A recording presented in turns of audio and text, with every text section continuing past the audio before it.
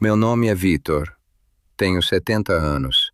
E se você está por aí passando dos 50, se passou décadas se desgastando, economizando, sacrificando e construindo algo real com sua vida, então preciso compartilhar algo com você hoje que provavelmente vai deixar você desconfortável. Me deixou desconfortável quando aceitei isso pela primeira vez. Mas depois que aceitei, mudou tudo na forma como eu protejo o que construí. Vou ser direto. Não conto mais para meus filhos quanto tenho. Não porque não os amo, não porque não confio neles, mas porque finalmente entendi algo que a maioria das pessoas da nossa geração se recusa a aceitar.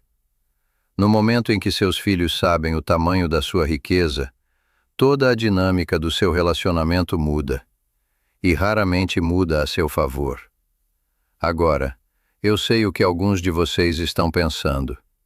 Estão pensando, Vitor, que isso soa frio, que soa como algo que um velho amargado diria. E entendo essa reação. Tive a mesma reação anos atrás, quando alguém que eu respeitava profundamente me disse exatamente a mesma coisa. Ele disse: Vitor, a maior ameaça ao seu legado não é o mercado, não é a inflação, não é nem um mau conselho de um gerente de banco. A maior ameaça ao seu legado é a transparência prematura. Não entendia o que ele queria dizer naquela época. Pensava que transparência era sempre uma virtude. Pensava que ser aberto sobre finanças com filhos adultos era a coisa responsável a fazer. Pensava que construía confiança. Pensava que os preparava. Eu estava errado. E passei anos aprendendo exatamente o quanto eu estava errado. Deixa eu explicar o que realmente acontece quando seus filhos sabem o quadro completo da sua situação financeira. E não estou falando de teoria aqui. Estou falando de padrões que observei repetidamente em dezenas de famílias, incluindo minha própria experiência. A primeira coisa que muda é a urgência. Quando filhos adultos sabem que há uma herança significativa esperando por eles, algo sutil, mas poderoso muda na psicologia deles. O fogo diminui. Nem sempre imediatamente, nem sempre dramaticamente, mas diminui. Aquele motor interno que impulsiona uma pessoa a construir algo próprio, a tomar riscos, a passar por desconfortos, aquele motor perde combustível quando a linha de chegada já foi ultrapassada por eles. Podem nem perceber que está acontecendo. Podem ainda trabalhar duro. Podem ainda aparecer todo dia. Mas a aresta desaparece. O desespero que forja um caráter real, uma resiliência real, uma inteligência financeira real, esse desespero é substituído por um conforto tranquilo. E o conforto tranquilo é inimigo da grandeza.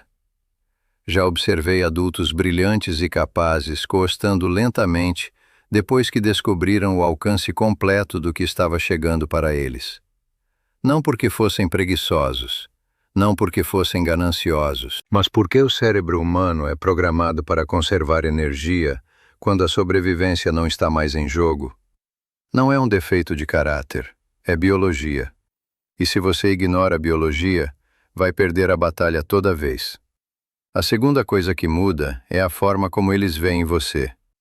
Essa é mais difícil de falar porque envolve algo que nenhum de nós quer admitir.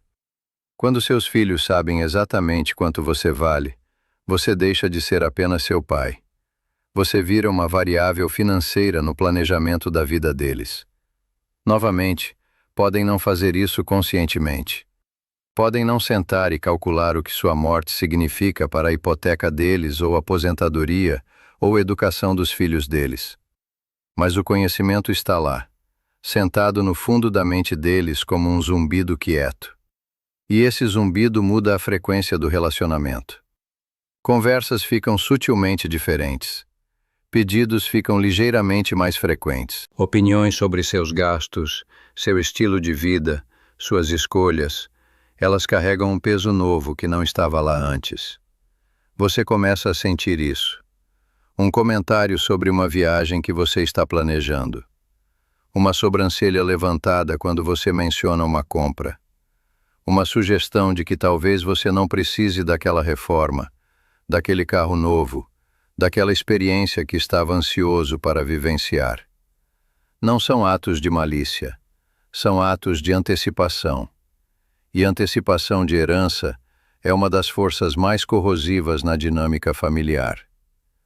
A terceira coisa que muda, e essa é a que finalmente me convenceu a mudar minha abordagem completamente, é a forma como conflitos são resolvidos.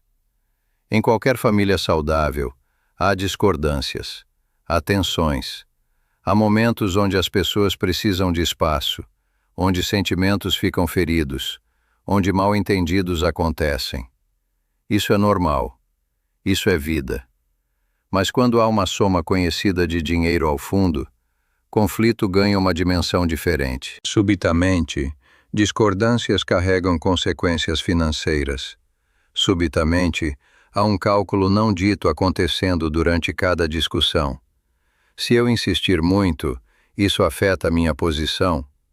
Se falar minha opinião, isso vai mudar o testamento? Se meu irmão está mais próximo dos pais agora, significa uma parte maior? Esses cálculos envenenam o poço da comunicação honesta. Transformam encontros familiares em partidas de xadrez sutis. Transformam amor genuíno em algo que tem que constantemente se provar contra a suspeita de motivo oculto. Vi famílias se despedaçarem não pela distribuição real de riqueza, mas pela antecipação dela. O dinheiro nem tinha se movido ainda, e o dano já estava feito. Agora, quero deixar claro algo. Não estou dizendo que seus filhos são pessoas más. Não estou dizendo que estão tramando ou manipulando. O que estou dizendo é que natureza humana tem padrões previsíveis, e esses padrões não se importam o quanto seus filhos são boas pessoas. A consciência de riqueza significativa dispara respostas que estão profundamente embutidas em nossa programação psicológica. Dispara direito adquirido, mesmo em pessoas que nunca tiveram direito adquirido antes. Dispara dependência, mesmo em pessoas que sempre foram independentes. Dispara rivalidade, mesmo entre irmãos que sempre foram próximos. E dispara uma mudança sutil, mas devastadora, em como as pessoas percebem sua própria capacidade. Porque por que você construiria uma fortaleza se já sabe que alguém vai entregar as chaves de uma para você? Então, o que eu faço em vez disso?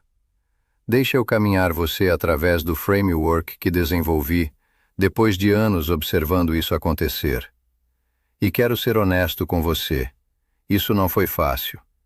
Isso exigiu que eu deixasse ir de uma necessidade muito profunda de ser apreciado pelo que eu tinha construído. Porque isso também faz parte. Queremos que nossos filhos saibam. Queremos que vejam o alcance do que alcançamos. Queremos esse reconhecimento. E esse desejo, enquanto compreensível, é um dos impulsos mais perigosos que uma pessoa rica passando de 60 pode ter. O primeiro princípio é o que eu chamo de opacidade estratégica. Isso não significa mentir. Nunca minto sobre minha situação financeira. Se perguntado diretamente, dou respostas honestas, mas deliberadamente incompletas. Posso dizer que estou confortável. Posso dizer que planejei cuidadosamente. Posso dizer que tenho bons assessores de investimentos cuidando das coisas. O que não faço é dar números. Não dou saldos de contas. Não dou avaliações de carteira. Não dou avaliações de imóveis. Números são o que disparam a cascata psicológica que acabei de descrever. Sem números, seus filhos sabem que você está indo bem, mas a ausência de especificidades os mantém enraizados em sua própria realidade financeira, em vez de ancorados à sua. O segundo princípio é o que eu chamo de suporte baseado em competência. Em vez de prometer riqueza futura, invisto em capacidade presente. Se alguém que eu amo precisa de ajuda, olho se a ajuda que estou providenciando constrói a capacidade deles de ficar em pé por conta própria, ou se cria uma dependência que vai crescer com o tempo. Há uma diferença massiva entre financiar a educação de alguém ou ajudar eles a começar um negócio, e simplesmente escrever cheques para cobrir despesas de estilo de vida. Um constrói capacidade, o outro constrói expectativa. E expectativas se acumulam ao longo do tempo, assim como juros, exceto que se acumulam contra você. O terceiro princípio é o mais importante, e é o que a maioria das pessoas da nossa geração comete catastroficamente errado. É a separação de amor e dinheiro. Na nossa cultura, fomos condicionados a acreditar que generosidade é igual a amor, que quanto mais você dá, mais você ama, que se você tem meios de tornar a vida de alguém mais fácil e escolhe não fazer, você está falhando como pessoa. Essa é uma das mentiras mais destrutivas em toda a paisagem de riqueza familiar. Amor e dinheiro são moedas separadas. Operam em sistemas separados. E quando você os mistura, quando você usa dinheiro como expressão primária de amor, você desvaloriza ambos. Seus filhos não precisam saber seu patrimônio líquido para saber que você os ama. Precisam do seu tempo. Precisam da sua sabedoria. Precisam da sua presença. Precisam ouvir suas histórias, aprender de seus erros, se beneficiar da sua perspectiva sobre o mundo. Essas são as coisas que realmente transferem entre gerações de forma significativa. Dinheiro sem a sabedoria para gerenciá-lo é apenas combustível para más decisões. Deixa eu te dar um número que a maioria das pessoas na nossa posição nunca pensa. Estudos mostraram consistentemente que aproximadamente 70% das famílias ricas perdem sua riqueza na segunda geração, e 90% a perdem na terceira. 90%.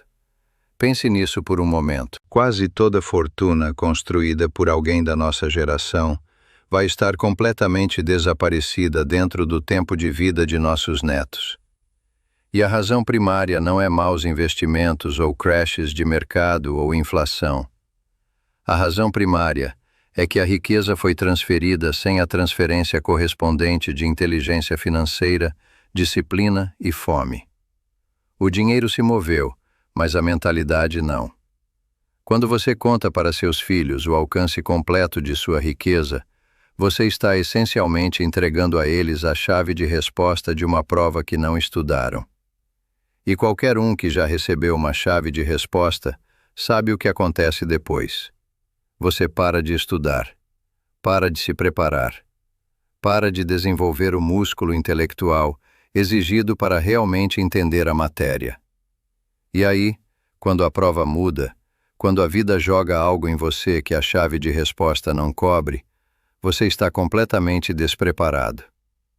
É por isso que mudei minha abordagem completamente. Em vez de preparar minha riqueza para meus filhos, comecei a preparar meus filhos para a riqueza. E esses são dois projetos fundamentalmente diferentes. Preparar riqueza para filhos significa configurar fundos, escrever testamentos, organizar contas e ter certeza de que a transferência é tranquila. Essa é a parte fácil. Qualquer advogado de propriedade competente pode lidar com isso. Preparar filhos para a riqueza significa ensinar a eles como o dinheiro realmente funciona, não em teoria, mas na prática. Significa deixá-los lutar o suficiente para desenvolver resiliência financeira real. Significa ter conversas honestas sobre a psicologia do dinheiro, sobre as armadilhas da inflação de estilo de vida, sobre a diferença entre ativos e passivos, sobre como riqueza não é um número em uma conta, mas um conjunto de hábitos e decisões que se acumulam durante décadas. Tive que aceitar algo que foi muito difícil aceitar. A melhor coisa que posso fazer pelas pessoas que me importo não é dar a eles meu dinheiro, é dar a eles as habilidades, a mentalidade e a disciplina para construir a própria deles. Porque dinheiro que você ganha ensina tudo. Dinheiro que você herda não ensina nada. E a lacuna entre essas duas educações é onde a maioria da riqueza familiar vai morrer. Agora, alguns de vocês podem estar se perguntando sobre o lado prático disso. E quanto ao planejamento sucessório? E quanto a ter certeza de que a transição é tranquila quando chegar a hora? Essas são preocupações legítimas, e as levo muito a sério. Mas aqui está a distinção-chave. Meu plano sucessório é tratado por profissionais. É completo, é atualizado regularmente, e vai executar exatamente como pretendido quando chegar a hora. Mas os detalhes desse plano são entre mim e meus assessores de investimentos. As pessoas na minha vida não precisam saber os específicos para se beneficiar do plano. Na verdade, se beneficiam mais por não saber, porque isso permite a eles viver suas vidas baseada em suas próprias ambições, em vez de na antecipação das minhas. Há também uma preocupação de segurança profundamente prática, que a maioria das pessoas ignora.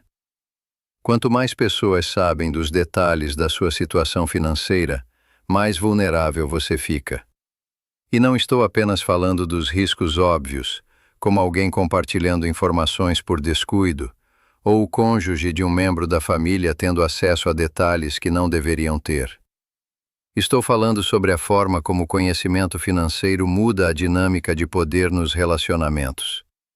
Informação é alavancagem. E quando você dá a alguém conhecimento preciso da sua riqueza, você está dando alavancagem a eles, quer você entenda ou não. Em negociações, em discordâncias, em momentos de conflito, aquela informação vira uma ferramenta. E ferramentas são usadas. Quero falar sobre algo mais que acontece quando você para de compartilhar detalhes financeiros com seus filhos. Algo inesperado e profundamente positivo. Seus relacionamentos ficam mais limpos. Quando a névoa do dinheiro se levanta, você começa a ver a forma real das suas conexões. Descobre quem liga porque quer ouvir sua voz e quem liga porque precisa de algo. Descobre quem valoriza sua opinião pela sua sabedoria e quem valoriza porque está gerenciando sua percepção. Descobre quem respeita sua autonomia e quem a resente. Essa clareza é um presente. É doloroso no início. Não vou mentir para você sobre isso. Mas é um presente. Porque os relacionamentos que sobrevivem à remoção da transparência financeira são os reais. Esses são os que foram construídos em amor genuíno, respeito genuíno, conexão genuína. E esses são os únicos relacionamentos que vale a pena ter nessa etapa da vida. Sei que há pessoas vendo isso que discordam de mim, que acreditam que transparência financeira total com filhos adultos é a abordagem correta. E respeito essa perspectiva. Mas eu pergunto isso para você. Quantas famílias você pessoalmente viu se fragmentarem sobre disputas de herança? Quantos irmãos você viu pararem de se falar por causa de dinheiro? Quantos filhos adultos você viu perderem a vontade porque sabiam que uma rede de segurança de tamanho significativo estava esperando? Se você viveu passados 60 e não viu pelo menos um desses cenários desenrolar no seu círculo, então você viveu uma vida extraordinariamente incomum. O padrão é claro, os dados são claros, e minha própria experiência é clara. Proteger sua riqueza não é apenas sobre alocação de carteira e estratégia tributária. É sobre gerenciamento de informação. É sobre entender que o conhecimento de sua riqueza é em si uma forma de riqueza e deve ser guardado com a mesma diligência que você aplica a qualquer outro ativo. É sobre reconhecer que na etapa em que estamos, na casa dos 70, a forma como gerenciamos informação é tão importante quanto a forma como gerenciamos capital. E talvez mais importante porque capital pode ser recuperado. Relacionamentos danificados pela antecipação de herança raramente podem. Aos 70, aprendi que a posição mais poderosa que você pode ocupar é aquela onde as pessoas se relacionam com você pelo que você é, em vez de pelo que você tem. Isso não é um platô filosófico, é uma realidade estratégica. Quando as pessoas ao seu redor não conhecem os detalhes de sua situação financeira, cada interação é autêntica, cada gesto é genuíno, cada momento de conexão é baseado em algo real, em vez de em algo calculado. E nessa etapa da vida, Autenticidade vale mais que qualquer número em qualquer extrato. Deixo você com algo que levou décadas para entender. A maior herança que você pode deixar não é dinheiro. É o exemplo de uma vida vivida com disciplina, com intenção, com a coragem de tomar decisões impopulares em serviço de algo maior que conforto. Seus filhos não precisam de sua riqueza para prosperar. Precisam ver que você acreditava neles o suficiente para deixá-los construir a própria deles. Esse é o legado real. Esse é o que sobrevive. Não os saldos de contas, não a propriedade, não a carteira. O que sobrevive é o padrão que você estabeleceu, a expectativa que você manteve, a crença tranquila e inabalável de que as pessoas que você ama são capazes de mais do que você jamais poderia entregar para elas. Isso é o que aprendi aos 70, e é a coisa mais valiosa que possuo.